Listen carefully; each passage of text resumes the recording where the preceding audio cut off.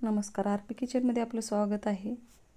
कोजागिरी पौर्णिमा special मी आज मसाला दूध बनवणार आहे। यासाठी साहित्य घेतलेलं आहे। मिल्क पावडर घेतले 1 चमचावर, इथं पिस्त्याचे काप घेतले, चारोळ घेतलेले आहे, तर इथं मी 1 चमचा घेतलेले आहे आणि काजू बदामचे बारीक वाटून घेतलेले आहे पावडर करून, थोडंसं मोठं मोठंच घेतले आणि इथं दूध घेतलेलं आहे अर्धा लिटर। आता हे सर्व साहित्य मसाला दूधमध्ये टाकायचं आहे। इथे विलायची पावडर पण घेतलेली आहे।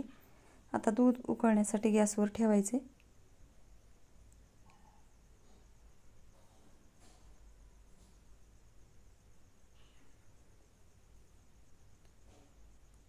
आता गॅस चालू केलेला आहे, मध्यम गॅसवर दूध उकळत आहे।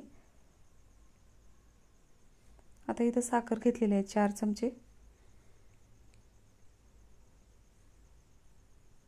तर मध्यम गॅसवरच दूध उकळायला ठेवायचे आणि सारखं चमच्याने हलवत राहायचे।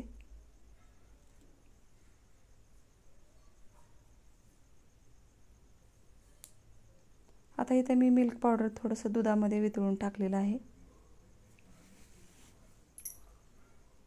तर गाठी होऊ नये म्हणून खालीच मी दुधामध्ये विरघळून टाकलेलं आहे। आता दूध छान उकळलेलं आहे, बघू शकता। आता राहिलेलं साहित्य याच्यामध्ये टाकून घ्यायचे।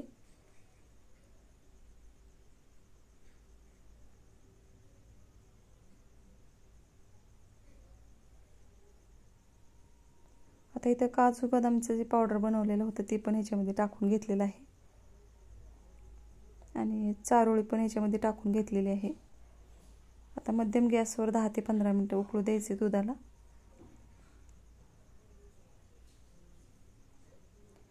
आता मी गॅस बंद केलेला आहे, विलायची पावडर टाकलेली आहे ह्याच्यामध्ये। रंगासाठी चिमूटभर हळद टाकायची। केसर जर नसेल तर हळद टाकायची, केसर असल्यावर हळदीची काही गरज नाही।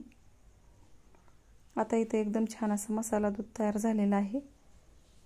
मी हळद टाकल्यावर गॅस चालू केलता, आता गॅस बंद करायचा आहे। तर बघू शकता एकदम छान असं मसाला दूध तयार झालेला आहे।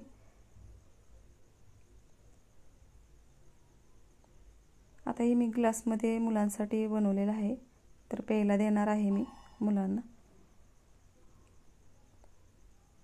माझ्या चॅनलला सबस्क्राईब करा, लाईक करा, शेअर करा। व्हिडिओ बघितल्याबद्दल धन्यवाद।